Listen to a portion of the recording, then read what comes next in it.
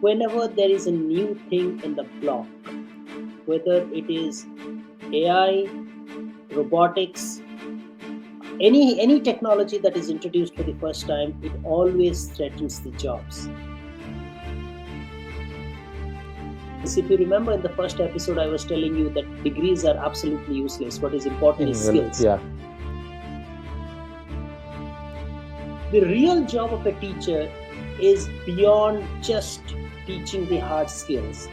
The real job of a teacher is to inspire the student, to help them when they're down, to actually guide the students. Technology keeps changing, age keeps changing. We need to be in a position to adopt the new technology rather than fighting it.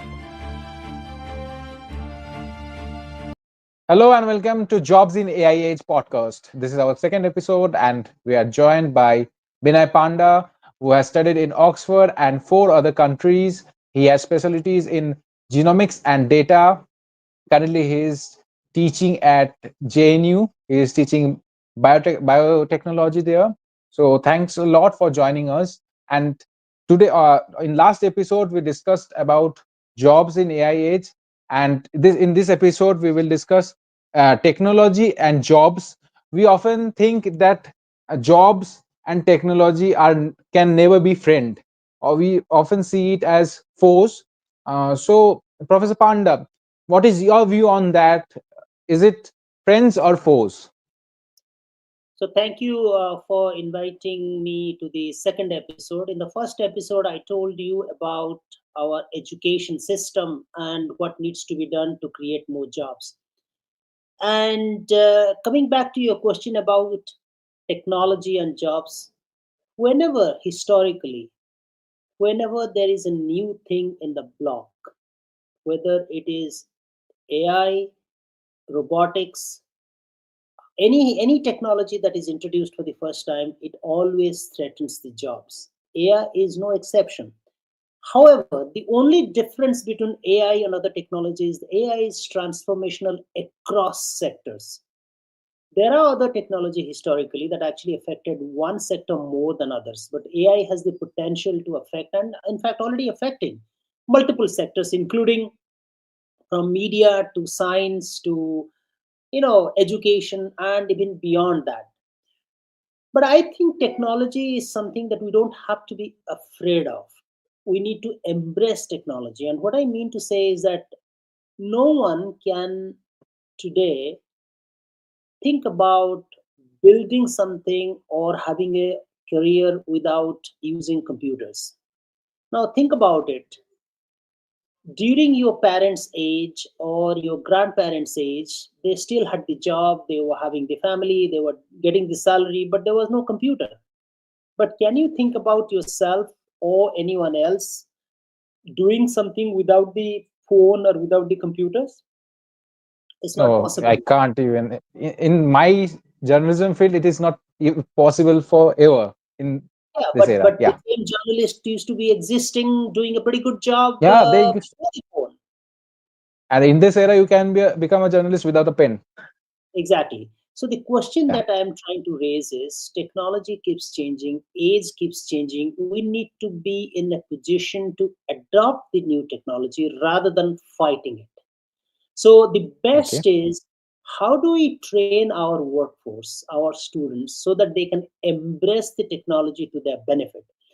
In fact, Okay. we can talk about it in at length about what about the job losses? What about the people who are going to lose their job? Of course, AI is going to affect those people. AI is going to displace jobs. There's no doubt about it. It's already started Mm. happening. However, it's a question of moving jobs from one field to another. In the sense, Mm-hmm. AI is going to move jobs, but also AI is going to create jobs. So I'll give you one example. 10, 20 years back, the students who were very skilled in coding, they could write computer codes, were in very high demand. Almost all IT companies used to snap them, and they used to get very high paying jobs after their college degrees. Now, today, nobody wants to hire a coder. Why? Because Because AI can ChatGPT can. Exactly, Yes, yes. exactly. Then what happened to those jobs? What happened to those people? Well, you know what? The good news is those same people now who used to code have now moved from the coding jobs to the data analysis jobs. Now they call themselves data analysts. So the point I'm trying to make is every new technology, when it is introduced, it displaces workforce in certain sectors. AI is going to displace people from multiple sectors, but we don't have to worry about it, or we don't have to be really, make a panicky situation out of it. We need to train our students so that they have the skills to move from one job to another job. Okay, but do you think it will happen in a balanced way? No disruption in ever has ever been balanced, and AI is no exception. That's what I'm trying to Okay. tell you. The job of an educator, policymakers, politicians, those who are actually making policies, educational policies, teachers who are teaching have to be ready to give skills. If you remember in the first episode, I was telling you that degrees are absolutely useless. What is important In is real, skills. yeah.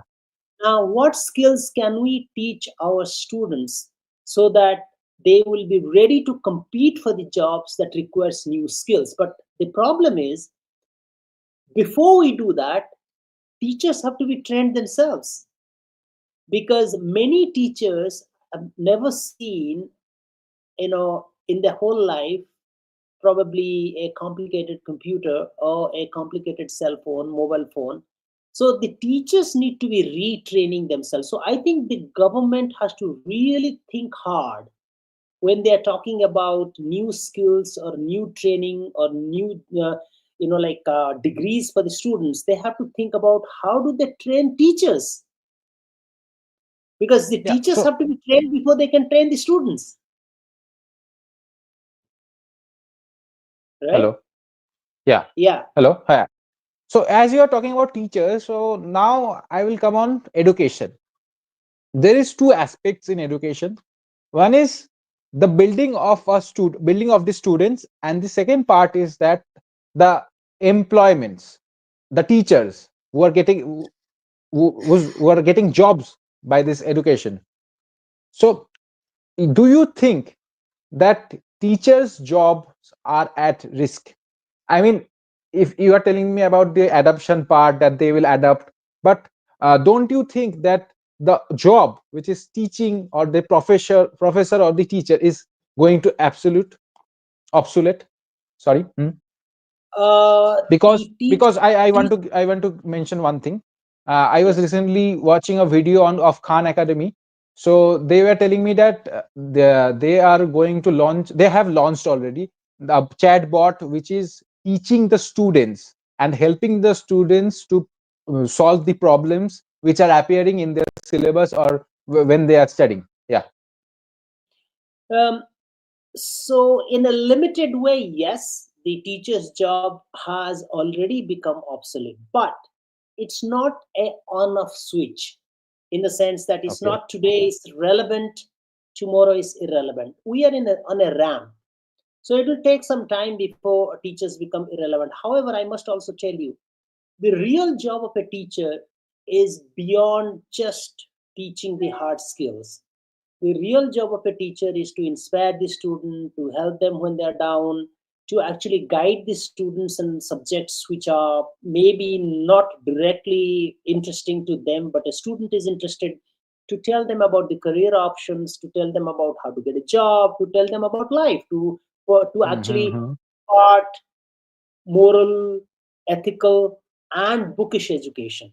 So, in many ways, teachers will always be relevant. But the point I'm trying to make is, for a teacher to be relevant, in addition to what a teacher has studied in his or her college, the teacher has to be training himself or herself on the new technology to tell people what is relevant. And I'll give you one example.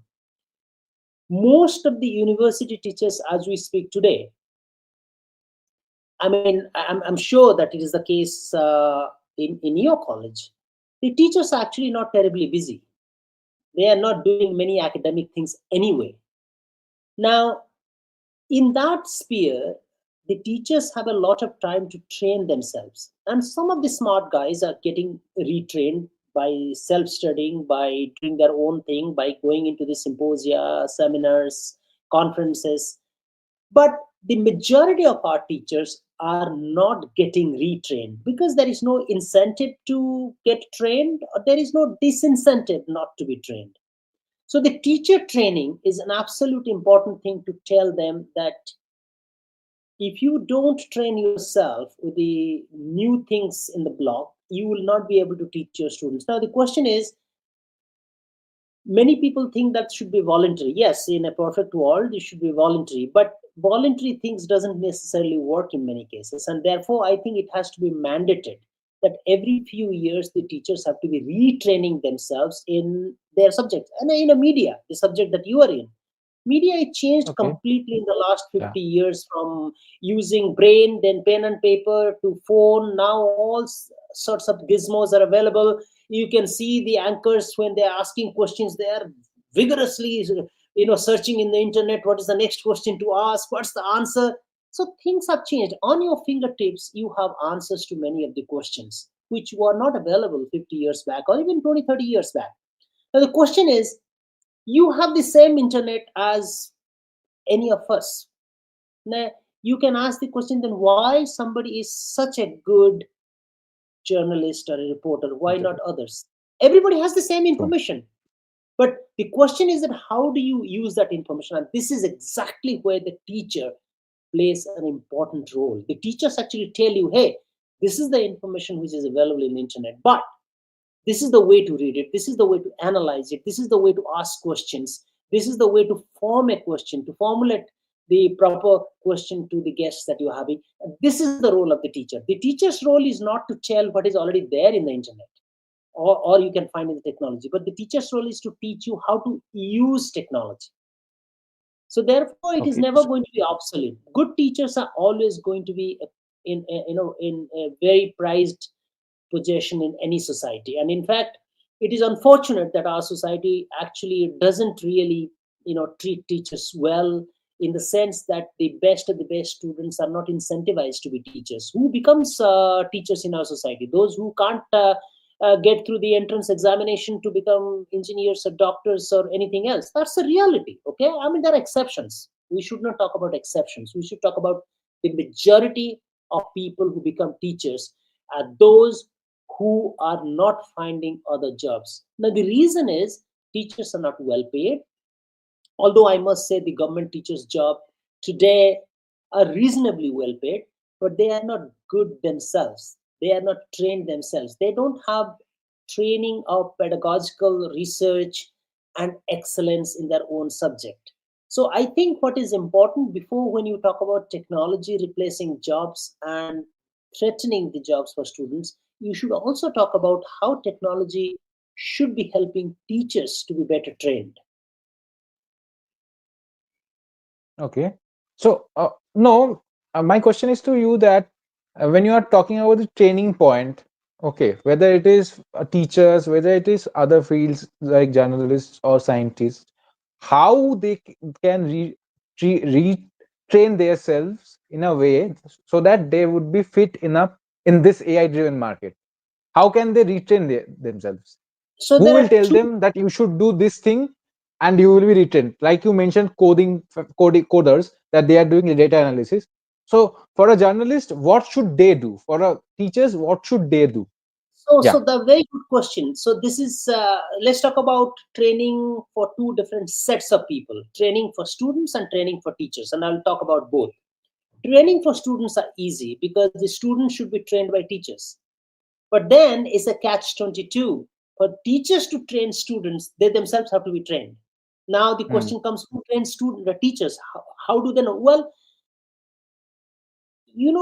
I am of a firm belief that a smart guy is a smart guy in any field, Okay. and a dull guy is a dull guy in any field. So Okay. basically, a smart person is given a task where That's what he or your she, view. that's my view. Of course, that's my Okay. view. Okay. Okay. And my point is that if you are hardworking, passionate person, you can actually reasonably train yourself, reasonably again, to do a good job if you put your efforts. Now, a teacher who wants to retrain himself or herself Hmm. Hmm. can read, can attend seminars, can attend meetings, symposia, can train by using internet you know very effectively, can watch YouTube Hmm. videos, can actually go to Coursera, can go to, like you mentioned, Khan Academy. There are plenty of free resources out there, but we cannot do anything if somebody doesn't want to be trained.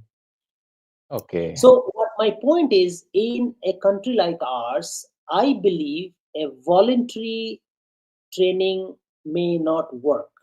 But what will work if there is a mandate that these are the courses a teacher has to take every year. And I think although internet based education is great, but you know, particularly for people who are oldish, maybe my age or beyond, and You maybe are young. once, I mean, no, Yeah. I'm crossed just 50, so I'm not that young. I mean, it's always a comparison. Compared to you, I'm not young. Yes, compared to दिल तो another बच्चा रहना चाहिए. people, yeah, true. So Yeah. the for somebody who wants to train, the government should come up with a list of things for training. And I think in a country like ours, at least have one face-to-face session with some experts who can teach. Now, So you are I talking must about also, policy. There should be some policy. I am not talking about policy. Okay. I am Okay. talking Okay. about, suppose somebody is teaching No. philosophy. So somebody teaching philosophy. Now, what is the new in philosophy? How technology has impacted philosophy? Somebody who's an expertise in both So, technology and philosophy to teach the teachers. Professor Panda, when you are talking about mandatory retraining, you are talking about of mandatory retraining yourself. So then, without policy, how can you make it mandatory? Oh yes, yes. Obviously there has to be a top-down policy Yeah. parameters by the government, but Hmm. it's, see, the again, this probably is going to be faced some opposition by the teachers or some part of the teachers, which is okay. Anytime Hmm. you do something new, there will be opposition. But I can tell you Hmm. the impact of it is going to be very large, positive in a long run. Hmm. So we need some sort of a mandate. By the way, when I say mandate, I don't mean that you make the teachers so busy. No. Some basic training on how technology is going to change your life. Think about it. You are studying, for example, in IMC. Now, how about you are given specific training by people in their field, not from people who are in the media. I'm talking about, you hear 10 people who give maybe 1 hour each training how to use effectively. Everybody uses social media, but Hmm. Hmm. have Hmm. you been taught how to use social media? The answer is no. You learn yourself, with Hmm. your friends, or you.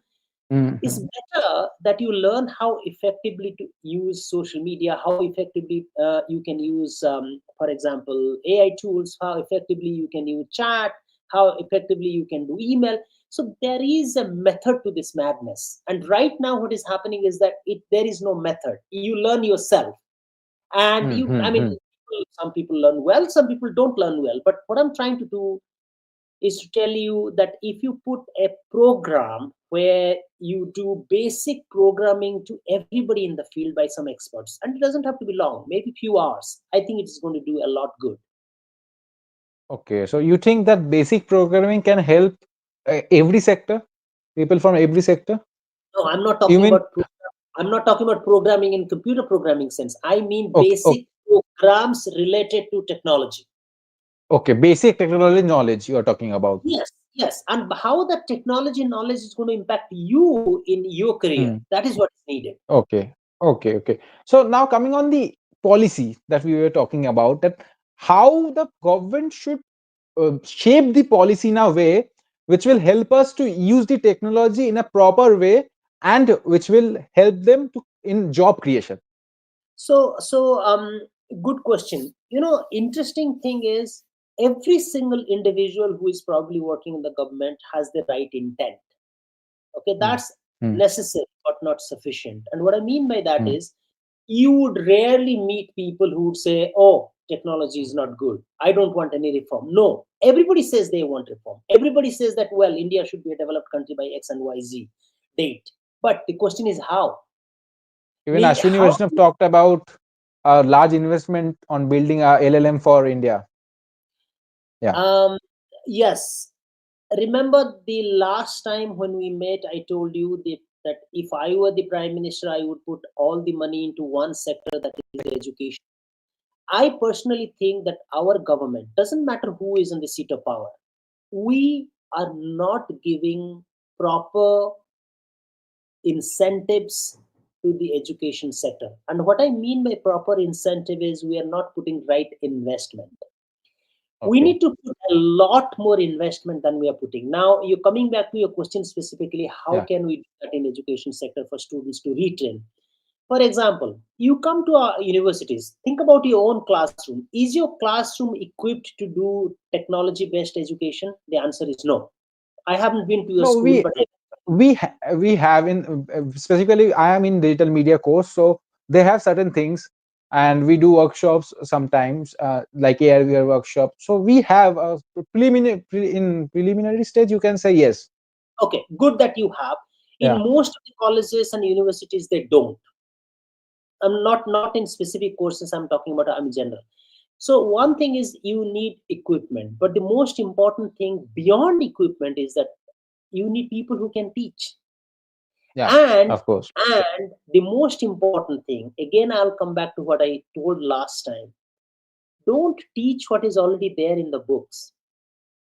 Teach something that they will learn skills, and that has to be what the educators call something called experiential learning. And what experiential learning is, learn by doing it, learn by experiencing it. Suppose I am your teacher and I have to teach you how to interview a person. Suppose this is the topic that we are talking. Hmm. Instead of telling you a theory of 2 hours boring class, Hello. would it not be Yeah, better that if I take you to the field and interview a person while you are watching and telling what I'm doing right and what I'm doing wrong, or what can I be doing obviously. wrong? So the Obviously. question, every field must have a huge exponential part of learning. In fact, in some fields, not in all, in some fields, exponential part of learning should actually be the major part of learning. Not the theory, you can read it in your books, but by reading good theory, you don't become a good reporter as a journalist or a scientist or a clinician or a surgeon or an engineer. You have to do it. As you were talking about in the last episode, that skill based education institutes. Education. Absolutely. So, Hmm. introduction of technology, introduction of skilled based experiential learning. These are the two important things as a policymaker I would do to make change. But all this requires huge investment. For example, we are in perennial shortage of teachers, both at school and college and university level. Across the country, we are a large country. So, how about increase our teacher population at all level fivefold? But then somebody will ask, well, where are the teachers going to come from? We don't have that many teachers. Well, yes, great. That means you go down the funnel and start making teachers educational institution where the teachers can be trained. Now, but at the same time, make sure that your best actually enter into education. In a country like Finland, Finland is, for example, world's lab for doing teaching. How to be a best teacher, people go to Finland to learn. Scandinavian countries in general are very good, but Finland is even way better. And do you know that kids at the age of 6 to 7 and even probably beyond? I mean, I don't have any personal experience with Finland, but I know from my personal experience in Denmark, most of the kids till they're like 7, 8, they're no test. They don't study. You drop the kids in school, they play. All day they play. Okay. Look at our kids at the age of 5, they carry a bag which is heavier than their own weight. Okay, now we have to get rid of this mentality that bookish education is important. Bookish education is important to a limit. But I think what we need to tell children is to be passionate, is to understand what they want to do, is to have fun. Most important thing is that when you are playing as a child, you are having fun, you are learning from nature. So I think the policymakers have to realize that, in order to compete in the next century, you don't need people who just score 95%, 99% in every subject. No, then you are producing robots. There will be a time, and that time is not very far, I can tell you. Most of the jobs that we do, day to day jobs, is going to be done by AI and robots. So, and people may not like it, but I don't think in the next 20 or 30 years there will be any, even in the war, military war, there would be probably no soldiers on the ground. There would be robots fighting. Now, what are we training our children to be? Are we training our children to be robots, or are we training our children to think? Now, they can only think if they are in an atmosphere of free thinking. They are thinking about what they can do with passion. That requires some free flow of ideas. Maybe deburden them with so many books, so many homeworks. I mean, it's amazing. If you go to a kindergartner today, the kindergartner is actually coming home with so much of homework and studying complicated things in history, And their remembering parents are last. so happy with their parents are so happy for that. Absolutely. So this is killing us as a society. We are becoming robotized. We don't want to produce robots. We want to produce thoughtful human beings, and that is the reason the policy changes has to be made. True. So, my last question to you will be that if you have $100, okay, how much money will you spend in education, and how much money you will spend in technology? Well, to me, technology is a part of education. I don't see it separate. When I mean put all your money in Okay. education, I mean is Okay. that includes technology, that includes paying people well, that includes having a good infrastructure. So, if you look at the So, if you percentage. are spending money, if you are spending money on building a LLM model, so for you, that we are spending it on education. No, not necessarily. Not So, necessarily. can So you when just you, clarify I the understand, thing? Yeah. I understand your question. You are saying that purely on developing technology versus education. Hmm, hmm, See, hmm, hmm, developing LLM models is important, no hmm. doubt about it. Competing in the world stage on model building, data annotation, building compute infrastructure is critical. I am actually telling you that we need to go a step backwards, saying that once you have this in place, who are you going to train? You train the students, our children. So let's prepare our children so that when the models are ready, they can use it. I mean, Okay. think about Okay. it. You have the same phone that probably hundreds of millions of other Indians have.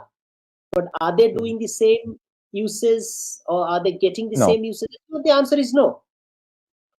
Having of course. technology doesn't necessarily guarantee that you are using it in right way. And all I'm telling you is put emphasis and investment in educating our children, educating our teachers, training them, retraining them, put right incentives, put right infrastructure, so that when they are ready, they have the technology to use.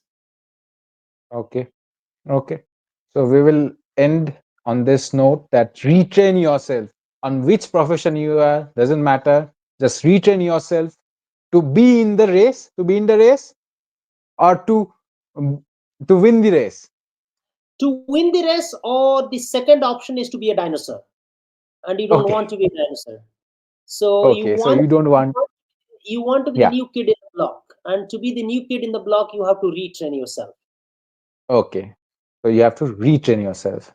So we will be back with another episode soon.